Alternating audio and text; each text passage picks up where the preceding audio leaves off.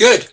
Welcome everybody to this webinar, the second in a series organized by the Economic Research Forum based in Cairo and the World Bank based in Washington, DC. My name is Ramesh Vaitalingam and I'm an economics writer and consultant, one of the founding editors of the forum, which has been running for 2.5 years now, the ERF's policy portal for presenting research findings in a way that can influence and be understood and read by policymakers and private decision makers. As I said, this is the second in a series, and it's based around the April issue. I'm getting feedback from somebody here. I'm hearing myself echo.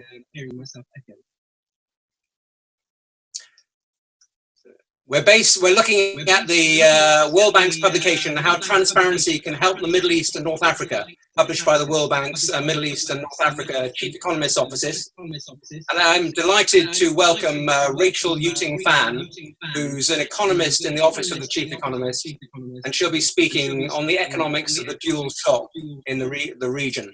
The dual shock referring to the combined impact of the COVID epidemic, the pandemic, and the collapse in oil prices, which the World Bank likes to think of as one shock in its own right. So Rachel's going to be talking us through that in a little while, but let me also introduce our two panelists who will be following her. We have Raimundo Soto, who is an economist at the Pontificia Universidad Católica de Chile, and he's a specialist in macroeconomics, published widely on monetary policy, fiscal policy, and the resource curse, and author most recently of a book called The Economy of Dubai, published by Oxford University Press. And we'll be hearing from him after we've heard from Rachel. And then after that, we will hear from Kamiar Mohaddes, who, like me, is based in the UK, opposite end of the country, though. He's an economist at the Judge Business School at the University of Cambridge. He's thematic co-leader for ERF's program on macroeconomics. Does a lot of work in macroeconomics, macroeconometric modeling, and energy economics. And he most recently is the co-editor of a book also published by Oxford University Press called Institutions and Macroeconomic Policies in Resource-Rich Arab Economies. So we've got a great lineup of speakers for you. We're looking forward to hearing from them, but we're also looking forward to your participation in the event. There is a Q&A button on Zoom for those of you who haven't used it before, which you'll find towards the bottom of your screen. If you can click on that at any point during the presentations, you can write in a question, and we'll be taking a look through those and picking ones to put to the panelists in the discussion after the presentations. Rachel's going to be speaking for up to 20 minutes, and then we'll hear from our two respondents, and then we'll have, I hope, plenty of time for a further conversation, and we'll aim to finish at 5 p.m. Cairo time. Okay, that's enough from me. Let me hand over to Rachel, who'll be sharing her screen and talking you through her presentation on the economics of the dual shock in MENA. Rachel, welcome. Good morning, good afternoon, and good evening. My name is Rachel Yuting Fan, and I am an economist at the World Bank's Office of the Chief Economist of Middle East and North African region. Many thanks to Economic Research Forum for having me here.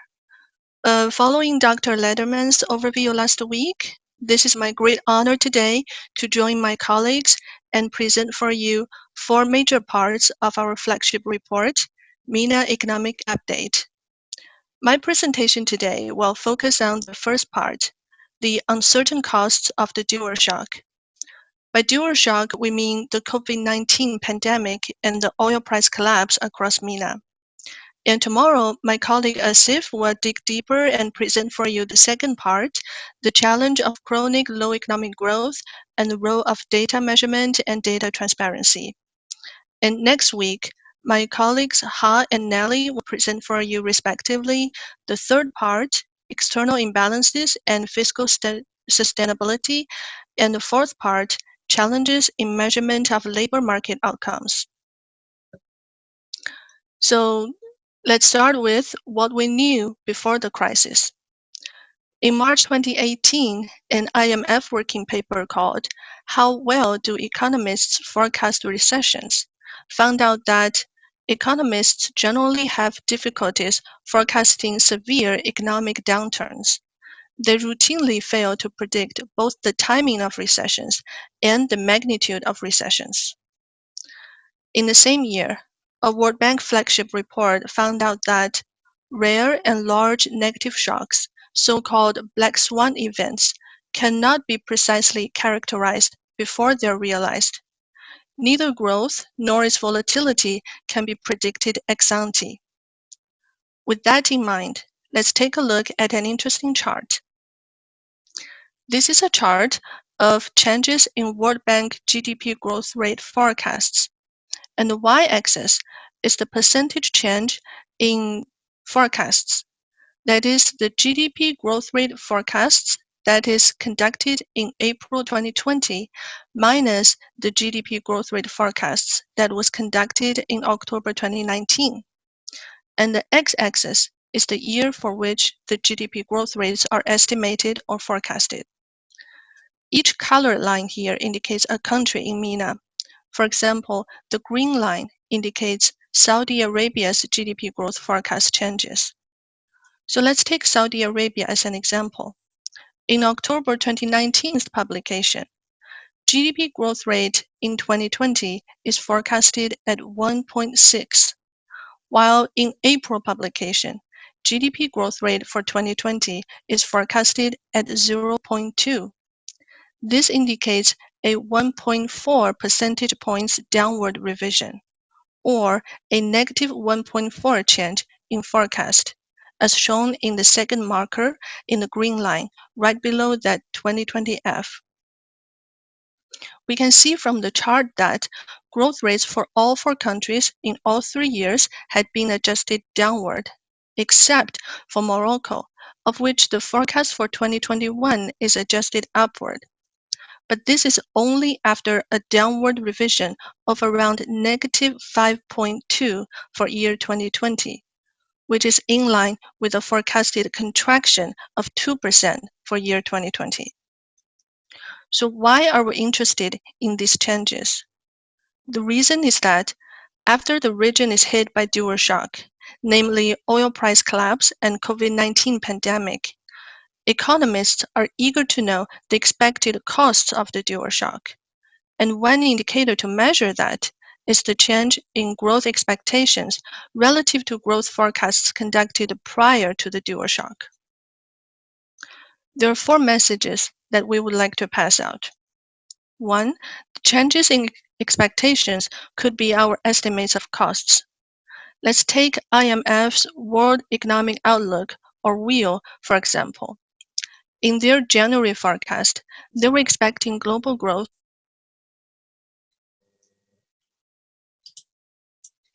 Daniel, do you want to pick up the story while Shireen is trying to get the slides online? Sure, no problem. So as Rachel was saying, we have 4 messages that we'd like to share at the beginning of this presentation. One is that a reasonable proxy for the estimated costs of the crisis is the growth downgrade in terms of the forecast for 2020 and 2021 that existed pre-crisis, before we knew that the pandemic was circulating, and forecasts that were conducted after we knew that the dual shock had set in. One example that Rachel was in the process of sharing with you is the downgrade in the IMF's World Economic Outlook for the whole world. As of January 2020, they had published a forecast for the world in which they said that they expected the global GDP to grow at a pace of 3.3% in 2020. By the end of April, or mid-April, when the WEAL was published, that forecast for 2020 had been downgraded to minus 3%. So what had happened between January and mid-April? The crisis took hold.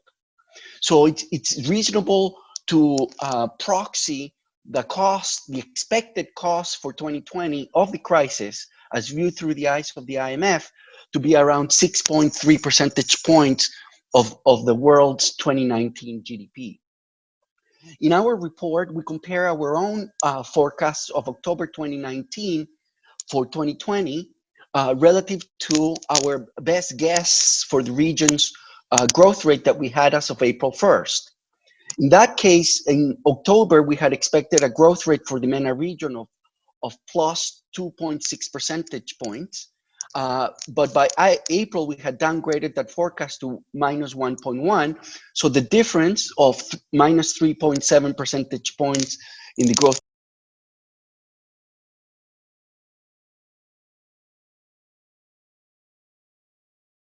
during 2020. Now, a second important consideration to keep in mind is that during the crisis, as the crisis spreads, as the virus spreads, uncertainty rules. Why does economic uncertainty rule during the crisis? That's because in order to have very precise estimates of what's going on and what will happen towards the end of calendar year 2020 and well into 21, you will need to predict at least three things. First, you will need to forecast the global economy. The second key message that is worth keeping in mind is that regardless of what forecast one's using to predict what the accumulated cost will be through 2020 and 2021, uncertainty will rule. We won't know for sure until like 2022 what happened in 2020 and 2021. The reason is that in any given point in time during the spread of the virus and the way that economies are absorbing other related macroeconomic shocks, one needs to have very precise estimates of what's going to happen. One needs to predict at least three things simultaneously. One is to forecast the trends in the global economy, which themselves are highly imprecisely estimated. Two, importantly, we would need to know in advance what will be the national policy responses as the pandemic takes hold and as the economic costs accumulate. And more importantly, one would need to have some way of predicting how societies are going to respond to both the economic shocks, the public health interventions, and other policy responses. And that becomes virtually impossible to predict all at the same time. So regardless of what we're saying or the IMF is saying, it is likely that all such macroeconomic forecasts will remain highly uncertain as the crisis takes hold. Now, just because there's uncertainty around forecasts and therefore uncertainty around the expected costs of the crisis, we know the direction of the costs, they're negative for economic activity. And two, we might know something about what are the fundamental correlates of the expected costs. And we argue in the report that the key correlate of the expected costs has to do with the preparedness of national health systems. And this will be the case more so as time goes by and the oil shock becomes diffused across MENA. And the oil shock becomes diffused across MENA because both oil importers as well as oil exporters are being negatively affected. And I'll talk a little bit more as the presentation goes on if Rachel doesn't come back soon. All right, let me see now. Page down. Okay. Now, another important message that we're working on is on the notion of sequencing without delay. What do we mean by this?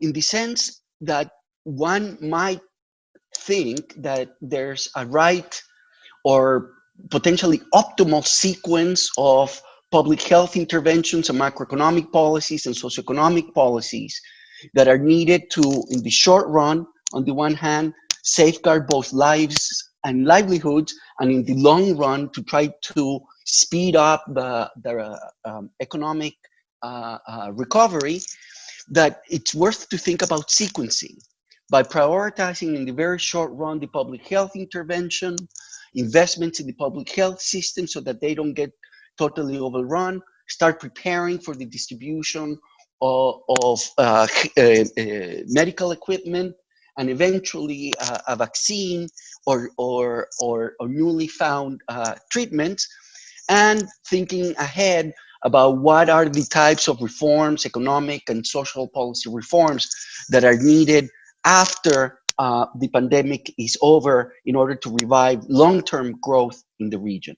That's what we mean sequencing without delay, in the sense that right now our focus should be on saving lives and livelihoods in the short run, with a strong focus on public health intervention and of maintaining a minimum level of consumption, and start thinking immediately about things that we need to be thinking about in the medium term as the economy recovers. And that takes time. That's why we're calling this type of sequencing without delay. So this is something that Rachel had already discussed. Now let me show you what's been happening in real time as the crisis hit. On the chart that I have in the screen, you can see the growth downgrades relative to our October forecasts as of April 1st. You can see this is the line for the weighted average for all of MENA that I'm tracing with my cursor. Our best guess as of April 1st was that the costs MENA-wide were going to be approximating 3.7% of the 2019 regional GDP. And this is our estimate for the developing countries who are oil exporters in the region, and this was for the GCC. Okay. Now let me show you a graph that compares our estimates of the expected costs of the dual shock in April 1st compared to our estimate that we had 2 weeks earlier on March 19. That's it. The blue line shows our best guess estimates of the cost as of March 19, whereas the red lines show our best guess estimates as of April 1st. This estimate is around minus 2.1% of the region's 2019 GDP, whereas our current estimate, as I mentioned, is minus 3.7% of the region's 2019 GDP. And that's what a difference just 13 days make. This is what we mean, that there's going to be a lot of uncertainty and that the situation remains fluid, although we're likely to predict the direction, but not the precise estimate. So we conducted additional empirical analysis to demonstrate, or we hope to demonstrate, how uncertainty rules. So this graph, this table, shows the ratio of the standard deviation of private sector forecasts in this column, divided by the downgrade for the Focus Economics consensus forecast of March relative to what the consensus forecast was in December. These are absolute values. Most of these numbers would be negative. This graphs show, but let me go back to this graph. The point is that the uncertainty around this private sector forecast is it's orders of magnitude larger than the downgrade themselves. So as of March, if any reasonable statistician or economist would have looked at the private sector forecasts in December and March, you would have concluded that the downgrades of the forecasts were not statistically significant because there was so much variance across the private sector forecasters, right? And this graph shows scatter plot that shows the correlation between the growth downgrade themselves for the private sector between December and March and the standard deviation of those forecasts, with Lebanon, which is an outlier, and without Lebanon. And you can see that the larger the downgrade, the more uncertainty there was as of March around that forecast. Daniel, can I interrupt just for a moment? Yes, sir. We've lost the time, of course, to the technology, but could you aim to wrap up, say, in 4 or 5 minutes? Pleasure. Thank you. You're welcome. So in this graph, what we're showing is the partial correlation between the expected costs or the growth downgrades and, on the one hand, a health security index as of 2019, meaning pre-crisis, This is the Johns Hopkins University School of Public Health Health Security Index, which was developed in collaboration with the Economist Intelligence Unit. And you can see that the expected forecasts, the expected costs based on World Bank forecasts of March 19, showed that the higher the health security index was prior to the onset of the crisis, the lower the downgrade was. As of 2019, there was also a significant partial correlation that was negative between exposure to the oil shock measured by pre-sample net exports of oil as a share of GDP and the growth downgrade. But let me show you what happened in 2 weeks to those two partial correlations. So the correlation between the downgrade as of April 1st and the health preparedness or health security index of 2019 remained robust and positive in spite of our extremely small sample, whereas we lost the correlation between the pre-sample oil exposure or exposure to the oil shock and the downgrade. This is what we mean that as the crisis takes hold, the dominant predictor of the expected costs is the quality of the public health system. Okay, and it's important to note that conditional on what had the adjustments to the estimated growth rate of 2019 and the oil exposure indicator, Lebanon is not an outlier like the looked in the first graph that Rachel had shown.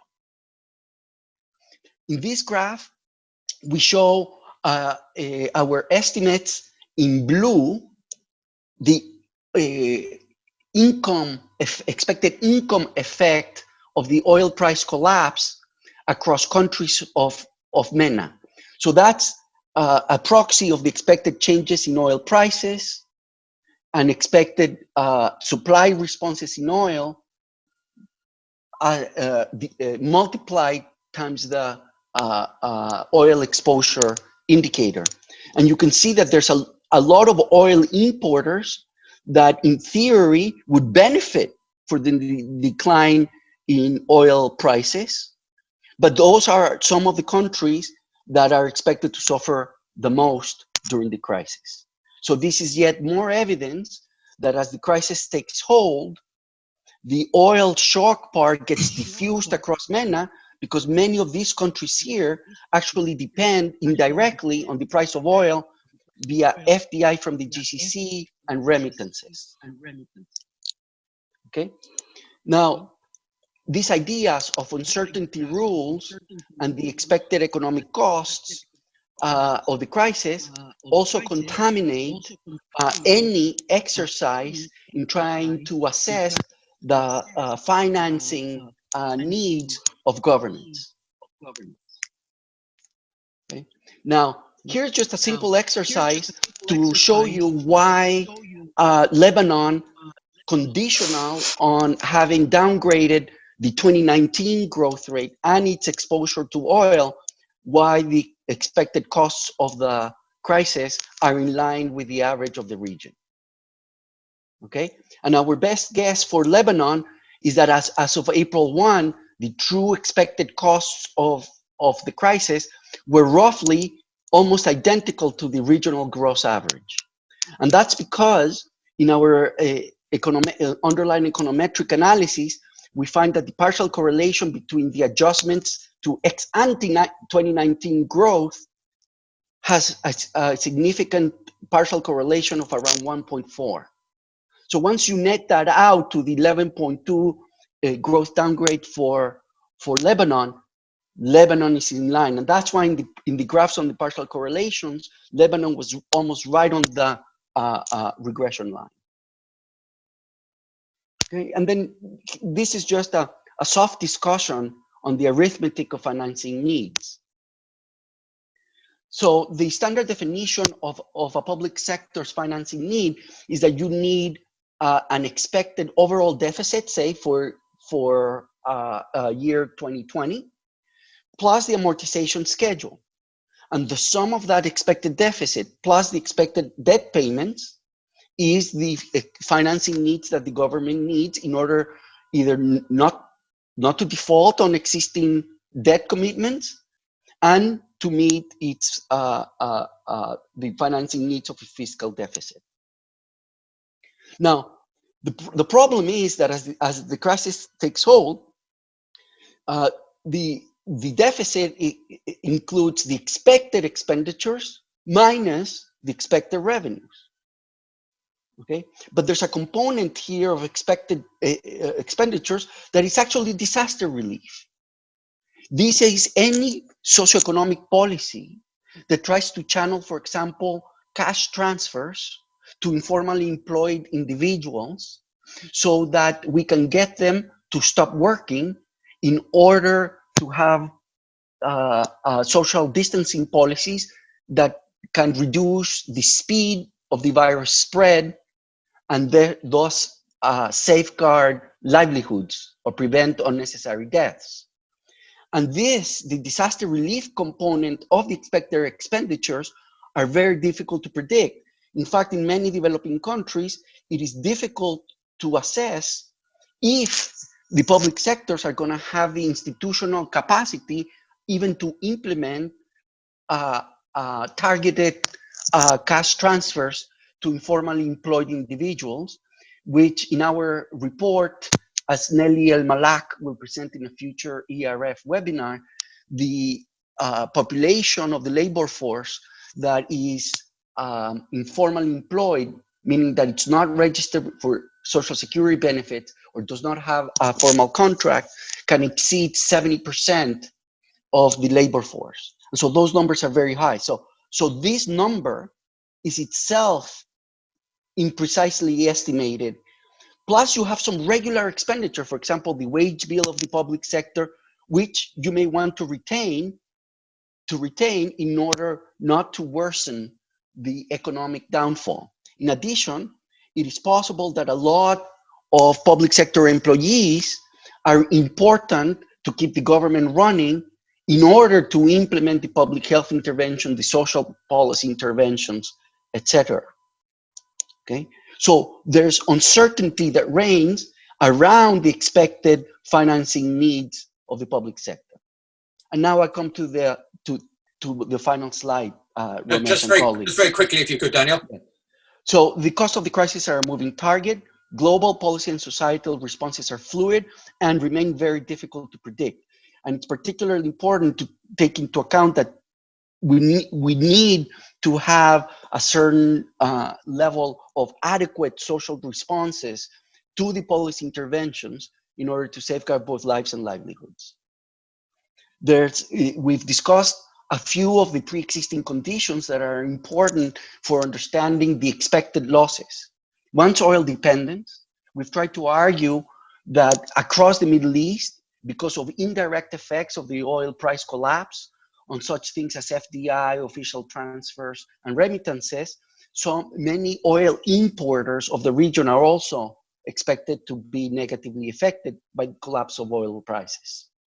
We know the direction of the costs, which are negative, and we believe we've identified a key predictor of the depth of the crisis in economic terms, and it's the quality of the public health system.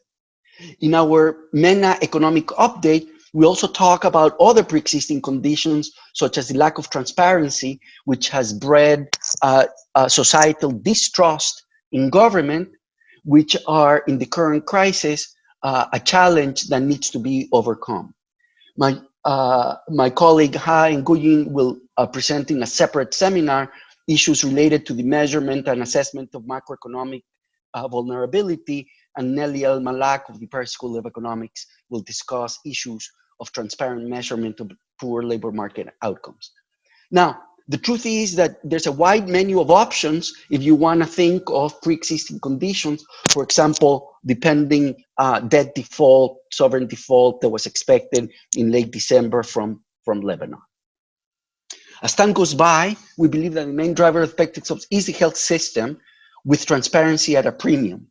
And that is the main message I want to leave you with today, that the effectiveness of any macroeconomic and public health response depends on our ability to rebuild the societal trust in the state, because now more than ever, we need to synchronize the public sector's response to the crisis with society's perceptions. Thank you very much, and apologies for the technical issues that we encountered during this presentation.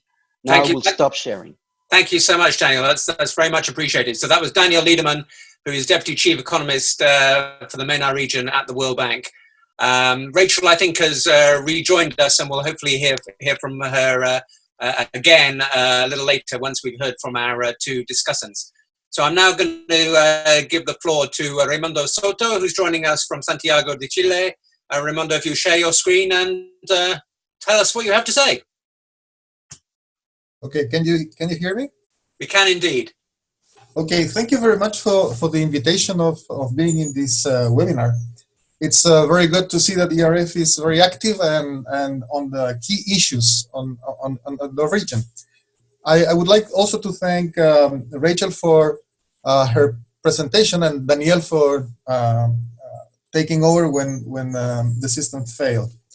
I will go very quickly over a couple of comments on this presentation, but let me start with a very old take on what forecasting is in economics. This is a very famous sentence by Paul Samuelson saying that economists have predicted 9 of the past 5 recessions, which is a very clear indication of our success in forecasting prior to the crisis. But even in the crisis, there is another very famous couple of sentences by Irving Fisher during the already a month into the Big Depression. He said, well, markets are only shaking out of the lunatic fringe and recovery is just around the corner. It took 10 years to recover, but for Fisher, which was a very, very famous economist at the time, recovery was just around the corner.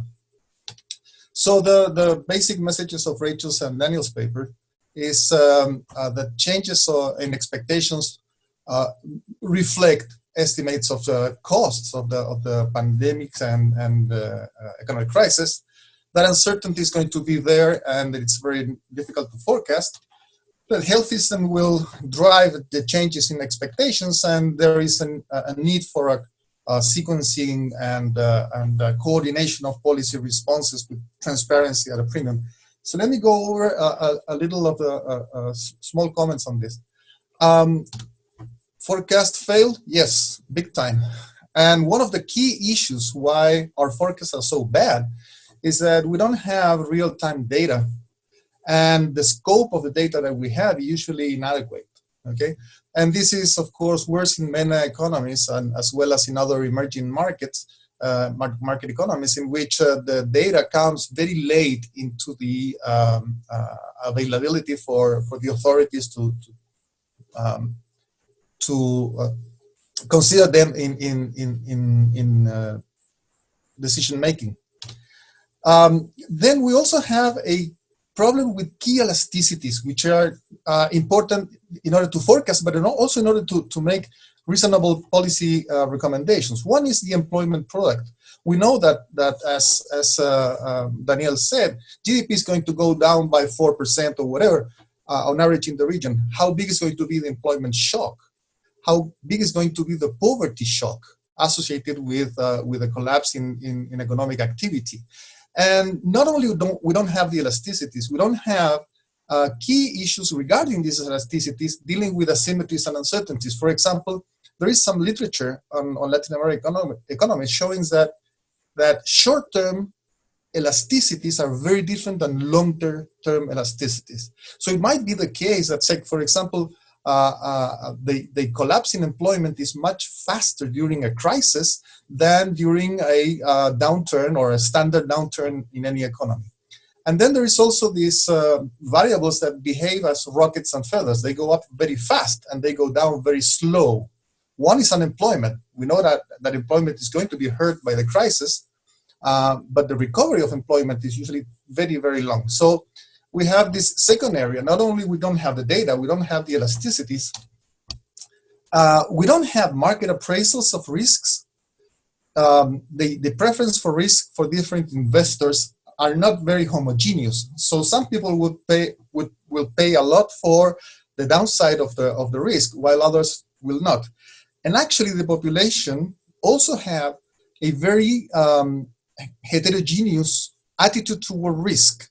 If you take a look at lockdowns, for example, and violators of lockdowns everywhere in the world, young people don't fear the cost of the pandemics the same as old people, and they behave very differently.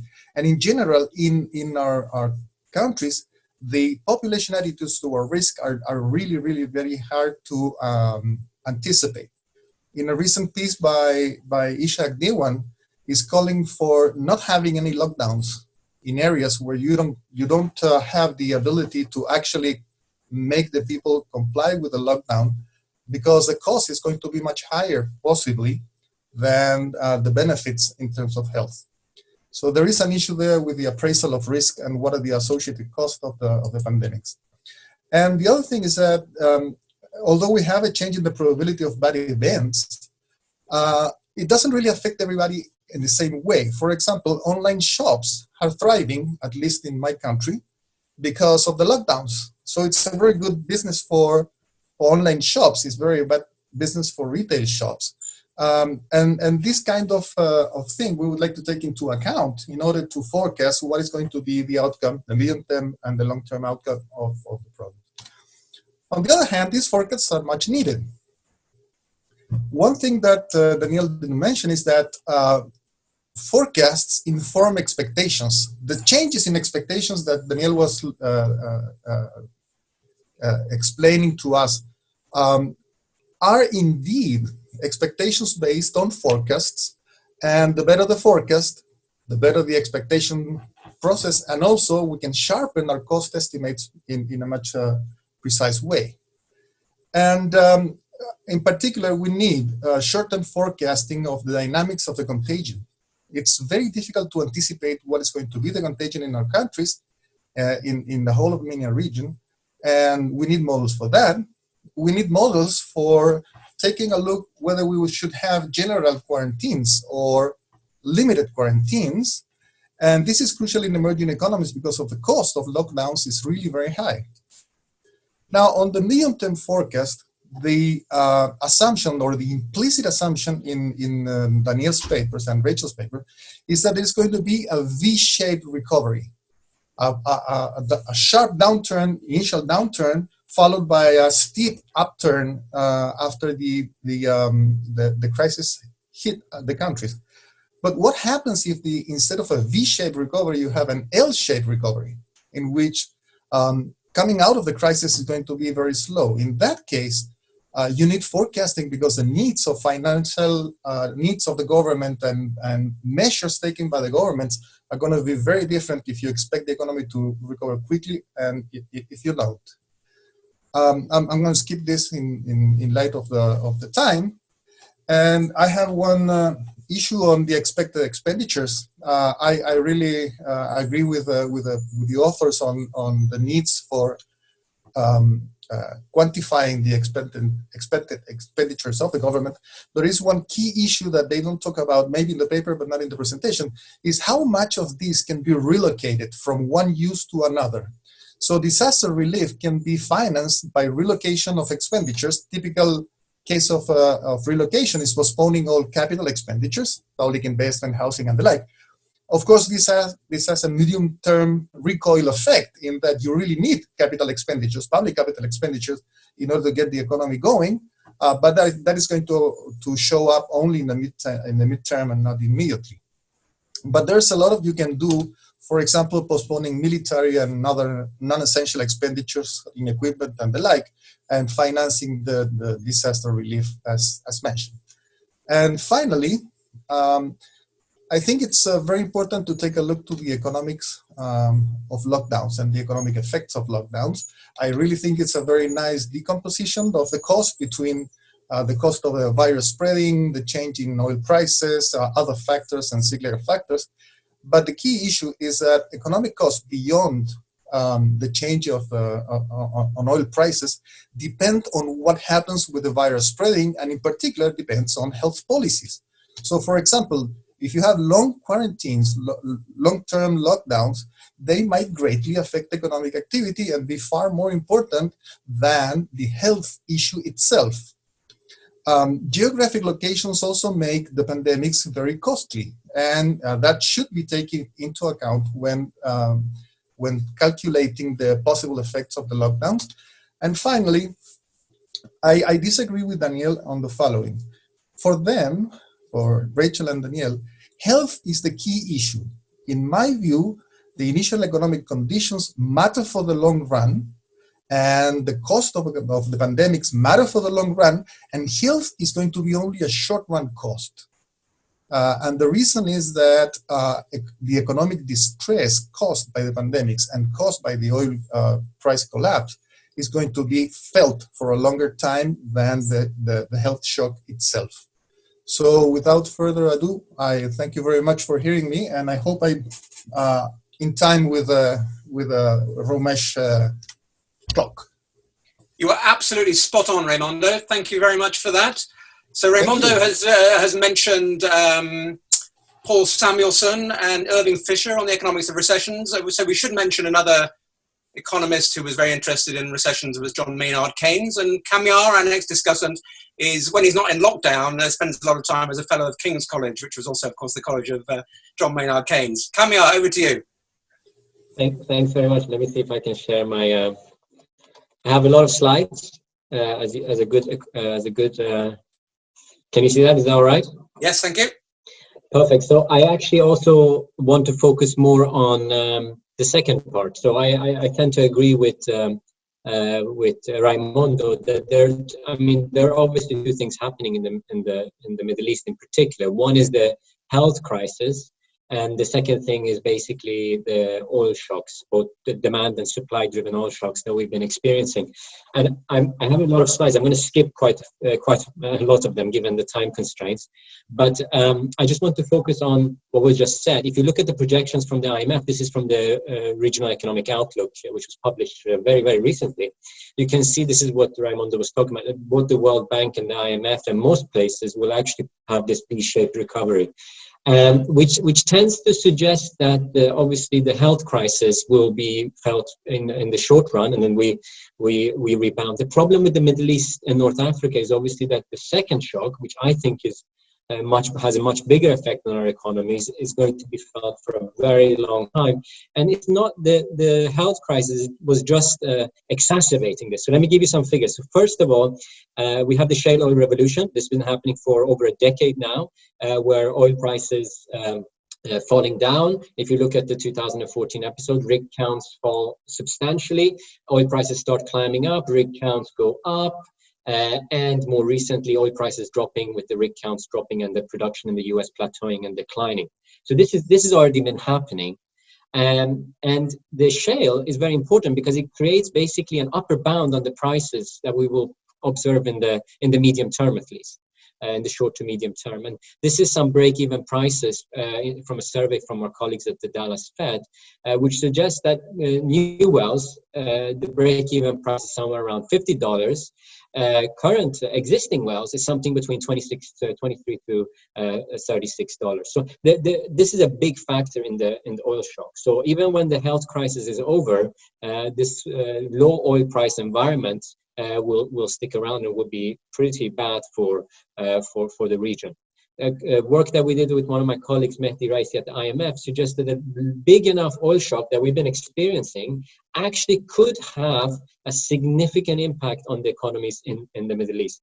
And here we're focusing on resource-rich economies, but as has been said, the oil importing countries are heavily dependent on oil exporting countries in the region through remittances, foreign direct investments, government grants, and tourism. So it's a huge shock on the oil side. We shouldn't underestimate that. Now, the problem is it's not just low oil prices. If you look over the last 5 years, we're back to where we were in 2015. Oil price around this is Brent, $30 a barrel. This is not just low prices, but it's highly volatile prices. This is going to be very problematic. And let me explain what I mean. If you look over the last 20 years or so, yes, we've experienced huge drop prices 50% more, as we experienced recently. But we've also experienced number of episodes of very long expansion, a very rapid rise in oil prices. So the latest one was after the 2014 crash. Between 2016 and 2018, oil prices rose by more than 209% over 3 years. So we tend to go up very slowly, but relatively fast, and we tend to drop very quickly on when it comes to oil prices for the region, and that creates substantial volatility. So the uncertainty here really has been oil prices, and I really think it will be oil prices moving forward. And you can see here, the green line is the Middle East, that the drop in economic activity is very similar, projected to be very similar to that in the early 1980s. And we have these huge swings, obviously, which is the commodity swing. So this is a major problem. So, and that has really fed into lower productivity. We showed this in our recent book, and we're also lower investment opportunities for the region. So we really are falling behind because of this uncertainty, and the health crisis and the recent oil shock is just a new episode in this crisis. I have to advertise a recent book that Ramesh mentioned, which deals actually with some of these issues about institutions and policies that are needed in the region. And I think this is really acute and really relevant. Actually, this was published last year, but it's very relevant following the dual shocks here. And one of the things I want to highlight is that essentially the volatility has been severe, but government action and fiscal policy in particular has exacerbated the volatility in the region. So as opposed to dampening the effects of volatility, whether it's from an oil shock, or commodity shock, or other external shocks, it has basically exacerbated the negative effects on economic activity. Okay. I'm going to skip this. So it is clear to me, and I think everybody would agree, that we should prioritize lives at the moment. This is not what I'm arguing, but I suppose what I'm saying is that in the long term or in the medium term, we really need to think about appropriate policies in the region. We need to think about better fiscal and potentially monetary policies, but diversification is really key. And we've been here before, and in the region, we've had these huge shocks over the last 10 years, several times now, and we keep talking about diversification, and really we've been lacking in this. And goes without saying that financial improvement of the financial market is also extremely important. So just to close off, I think the new oil order is going to had already began, and the effects are being exacerbated by the health crisis. They're extremely serious for our region, not just for the exporters, but also for the oil importers. And here the real issue is that we basically need a new social contract. And it ties well in with what Daniel was talking about in the webinar last year. Last week, the new social contract basically needs to be based on transparency and accountability from the government's side. So I'll stop there. Thank you so much, Kamiar. That's terrific. So we've got about 5 minutes of the scheduled time, but I suggest we add on another 5 minutes or so, since we had the technological difficulties, so we can get some questions in. So let me remind you, you can post questions in the Q&A. You can type in questions there, and some people have done that, and there are some responses there from some of our speakers. I've also got, I had 2 people with their hands up. You can put your hands up in the participants list. So why don't we try that first of all? I have a hand up from Samir Maliki. If we're able to give Samir the opportunity to speak, to raise the question. The hand has been sitting up there and has now gone down. Okay. Let's see. So, Tony Addison has joined. He has the floor, but I think he's put his hand down. So. Yeah, all the hands have gone down. When you call people out, they put their hands down. So if you do want to ask a question, we can get you on audio. Put your hand up in the participants section.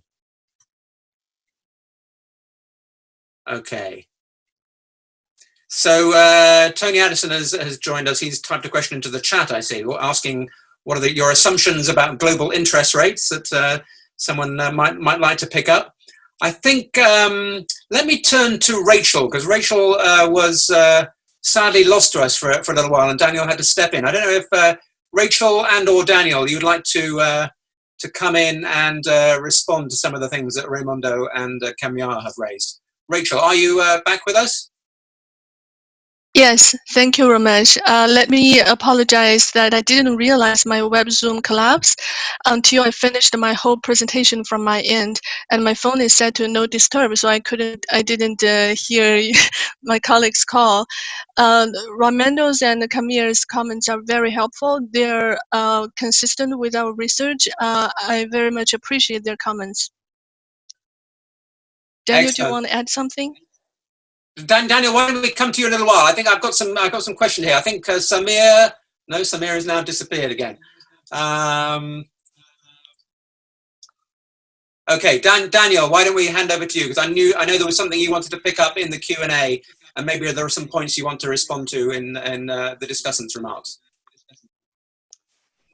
Thank you. I actually don't have much to add, I don't have a burning urge to respond. I agree with both of the excellent discussants who it's admirable that they took the time to read and to relate it to their own work and their own thoughts. Just a very thoughtful discussion, which is what we need more in MENA, of sharing common facts, transparent discussion of the way forward, even if we disagree on fundamental issues. There's one issue that I think we disagree slightly with Kamir's point on volatility. If you look at the long-term volatility, say the standard deviation of the GDP per capita growth rate in the region, it is quite low, precisely because the growth rate itself has been quite low relative to the rest of the world. In the report, we make the point that most countries in the region in the 21st century, their GDP per capita growth rate has been below what's typical in the rest of the world, and the typical is the median, which is itself mediocre.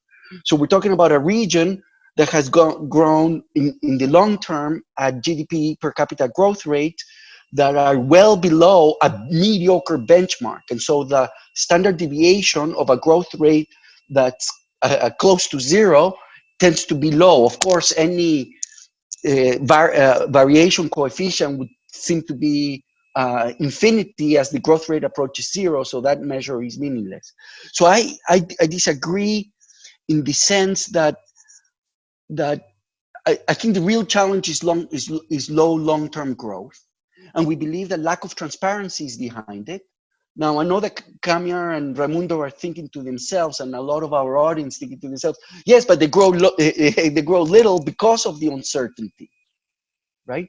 I just don't know where we would fall on either thing. We have a hunch that it's more these long-run fundamental drivers of growth that have kept growth low.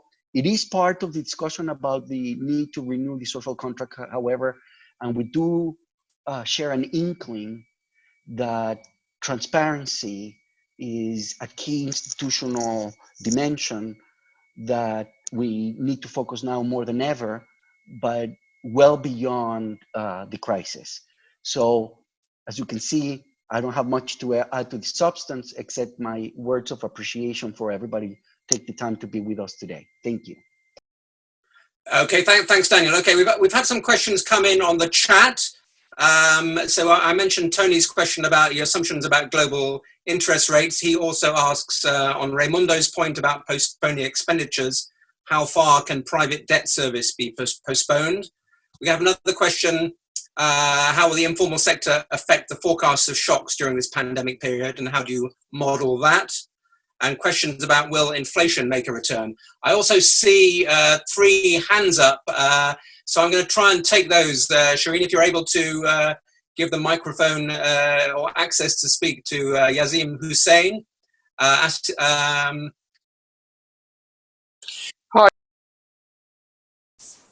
Hi. Jazim? Yeah, I have a question really, Jassim in Bahrain. Recently, Saudi Arabia announced a plan to increase the VAT in July from 5% to 15%. Would that have any implications for projected economic growth for Saudi Arabia? Thank you. Thank you. We've got a question from David Jed Schwartz. Can we give... there we go. Can you hear me? Yes. Oh, good. I'm coming from the environmental wing of this discussion, and I had an idea which I shared on the web in the last week or so about how to look at. I mean, you're raising the question about a new oil order, and this question is that it's crucial how we look at the environmental needs associated with a new oil order. And unfortunately, I think most of the discussion has left out that the negative external costs associated with the continued dependence on oil. But my suggestion was that we try and estimate the minimal or the maximal number of barrels of oil produced per day globally, that at which level, under current levels of consumption, the CO2 parts per million would begin to decline rather than to continue to increase. And because in this suggestion, and then if we had such a figure, we could then say, well, distribute the barrels to the producers, the current producers, in the proportions in which they're producing or less. And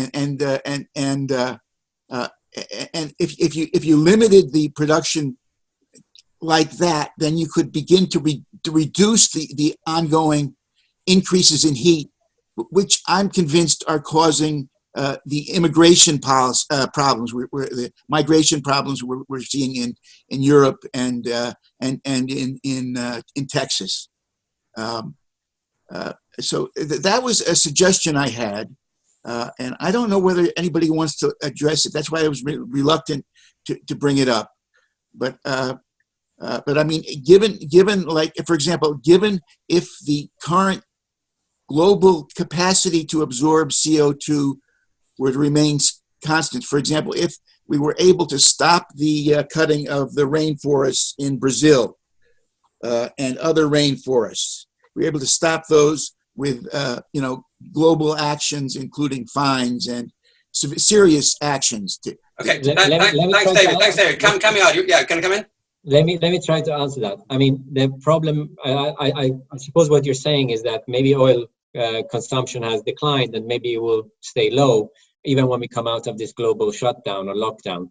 I think the evidence should suggest, if you look at China, car fuel usage is actually back now. The data suggests that it's back to what it was in 2019. So I mean, I think once we come out of the lockdown, the demand for fuel and in particular, if you're in the UK and when you listen to the Prime Minister's talk, the government is advising people to go to work and go to work in their own cars, not to use public transportation. So I highly doubt that this shutdown will teach us a lesson that we need to reduce will lead to a reduction in consumption of oil.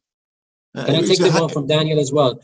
Daniel, I think, yes, you're right. We have had pretty bad, average growth performance. But if you remember the graph that I showed first, which is basically real GDP growth in the Middle East, it's a yo-yo. I mean, goes down by 5%, goes up by 12%, drops down. I think that's our fundamental issue.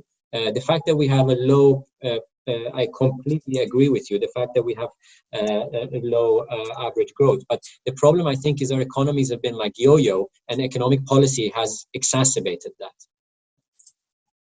Thanks, Kamiar.